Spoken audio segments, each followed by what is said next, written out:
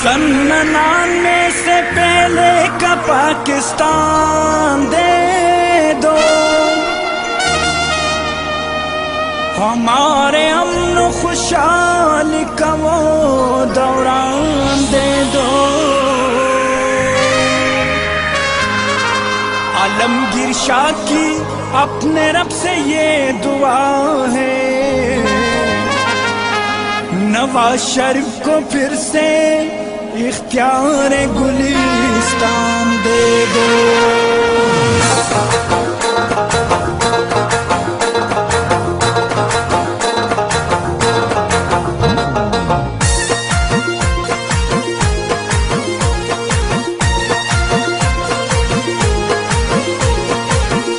दुआएं देता है वतन का हर गरीब, हमारे सबके दिलों की धड़कन नवाज शरीफ, हमारे सबके दिलों की धड़कन नवाज शरीफ। दिए दुश्मन को जवाब, तोड़ा उसका तकब्बुर, कर दिए 6 धमाके कहकर अल्लाहू अकबर।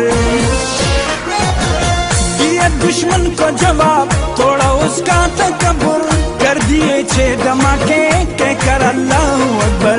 शागी पहाड़ से घबरा गया री, शागी पहाड़ से घबरा गया री, हमारे सबके दिलों की धड़कन नवाज शरीफ, हमारे सबके दिलों की धड़कन। किस तरह की गई, उनके मुजस्समे गिराए गए, उनकी यादगारें गिराई गई और पूरे मुल्क में आग लगवा दी की इस फितरे में कि सिर्फ मैं हूँ पाकिस्तान, मैं हूँ तो पाकिस्तान है, वरना पाकिस्तान को तबाह बर्बाद कर दो। इसकी गिनौनी साजिश सामने आ गई, लेकिन अल्लाह के फजल से इसकी जो टीम कहती थी हम इनकलाब लाएंगे, हम निडर हैं, बेबाक हैं, जाने दे देंगे, पाकिस्तान में तब्दीली लाएंगे, इनकलाब लाएंगे, हम निडर हैं। अबे तुम कैसे निडर हो, कैसे बेबाक, कैसे न झुकने वाले हो? मुकदमा हुआ है आग लगवाने का, इस मुल्क को चलाने का, उससे डरते हुए रोए जा रहे हो, टीवी पे आके रोए जा रहे हो। आपको इनकलाब भूल गया, आपको पाकिस्तान भूल गया, आपको कौम की खिदमत करना भूल गई। कैसे तुम इनकलाबी हो कि अब तो कौम को समझ जाना चाहिए, मेरी नौजवान नस्ल को समझ जाना चाहिए। आपके सामने 4 साल में मैं कहता हूं पाकिस्तान में इतने काम नहीं हुए इस फितने ने करवाए, जितने मेरे कायद चौधरी भजीज साहब ने 7-8 लोगों ने हल्के में करवा दिए।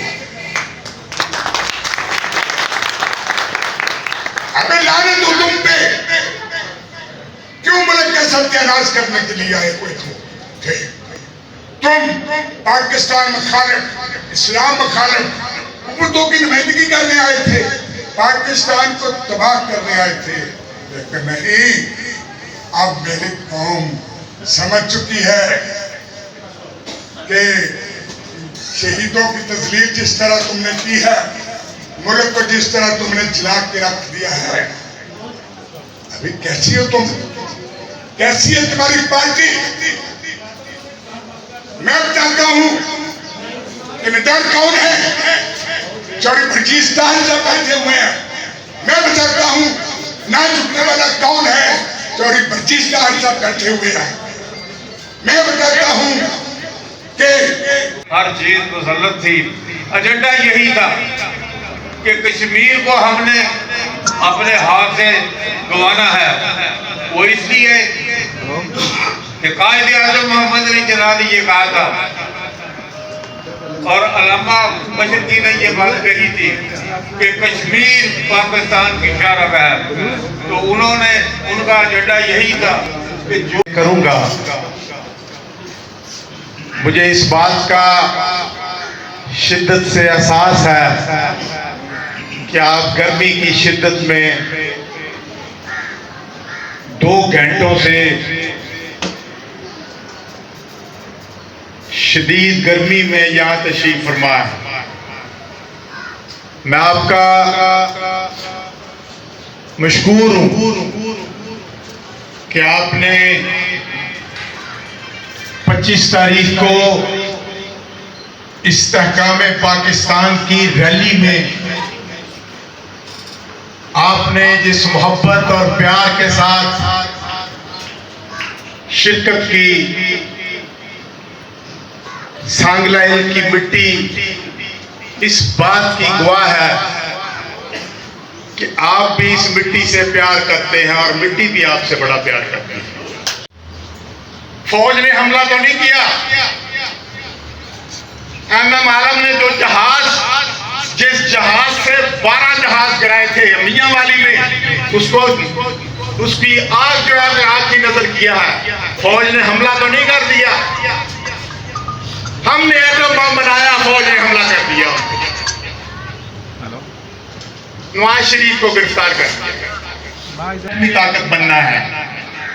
एक जुनून तारी हो गया हिंदुस्तान पे। हिंदुस्तान में बच्चा बच्चा ये कह रहा था हमने एटम बम बनाना है,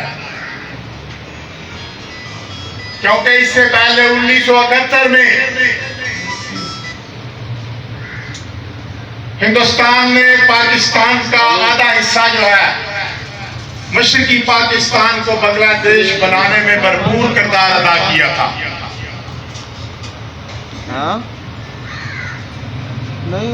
एक जुनून तारी था कि ये बाकी मांदा पाकिस्तान जो है इसको भी हम ले लेंगे, हम कब्जा कर लेंगे इस पे। मैं उन दिनों सार्क कॉन्फ्रेंस में हिंदुस्तान गया। यकीन जानिए, जिस मीटिंग के बाद उनके साथ खाने में शरीक हुए, उन्होंने कहा जी आप हमारी माता के 2 टुकड़े हो चुके हैं, ये टुकड़े हम हासिल करना चाहते हैं, इसको जोड़ना चाहते हैं। एक लंबी दास्तान है। मैं भी चूंकि कॉन्फ्रेंस में उनके साथ था, उनके अज़ाइम ये थे कि किसी तरीके से पाकिस्तान को फतह किया जाए और अखंड भारत बना दिया जाए। और वो जो कुर्बानियां 1947 में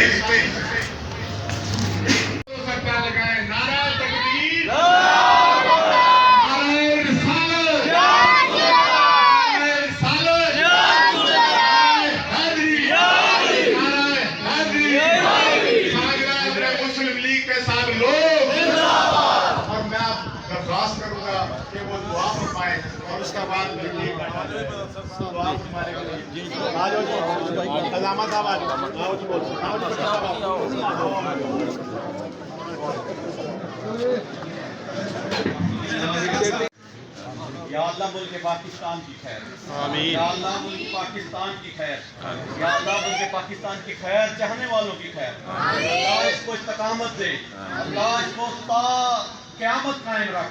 अल्लाह जो इसकी तरफ बुरी नजर से देखते हैं, सोचते हैं, उनको बलिया भेंट करते। अल्लाह इसकी बेहतरी चाहने वालों पे अल्लाह अपनी खास करम नवाजी फरमा। अल्लाह आलम इस्लाम पे इसका